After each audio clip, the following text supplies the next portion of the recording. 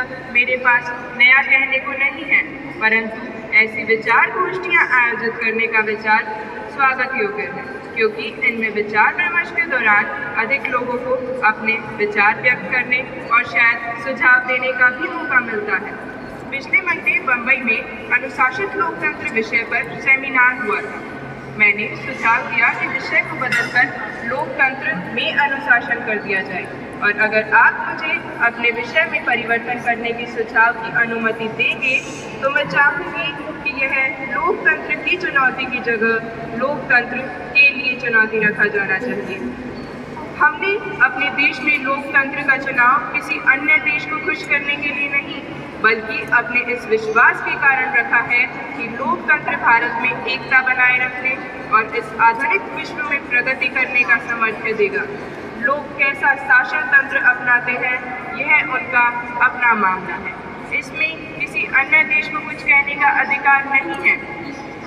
हमारे देशवासियों ने लोकतंत्र को चुना है और हम इसे सफल बनाने वाले तत्वों को बढ़ावा देना चाहते हैं।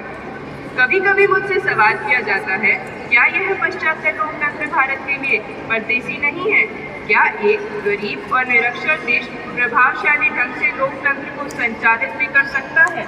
मेरा जवाब है, हमने लोकतंत्र को इसलिए नहीं अपनाया कि ब्रिटेन ने हमें लोकतंत्र दिया, बल्कि इसलिए अपनाया कि महात्मा गांधी और जवाहरलाल नेहरू के नेतृत्व में कांग्रेस ने भारत में लोकतंत्र का निर्माण किया। किसी भी देश में लोकतंत्र में परिवर्तन होते रहे हैं, परंतु ग्रीस के लोकतंत्र के बारे में बहुत कुछ लिखा है। यह सुविदित है कि एथेंस में स्त्रियों और गरीबों की आवाज़ राजनीति में नहीं सुनी जाती। जिस ग्रीकी लोकतंत्र की बड़ी तारीफ की जाती है, उसका जीवन काल 70 वर्ष से भी कम का है। अपने आप को संसदीय लोकतंत्र का जन्म स्थान बताने वाले ब्रिटेन में गत शताब्दी में लोकतंत्र नहीं पाया जाता था। यद्यपि संसदीय शासन का अस्तित्व था, परंतु वहाँ लोकतंत्र तभी आया तब उन्होंने इसमें मत अधिकार को अंगीकार किया। वहाँ की स्त्रियों को मत अधिकार के लिए संघर्ष करना पड़ा और उन्हें यह अधिकार प्रथम विश्व युद्ध के बाद कोई 60 वर्ष पूर्व ही मिला है। इस समय हमारे सामने एक बड़ी ही विशेष परिस्थिति है।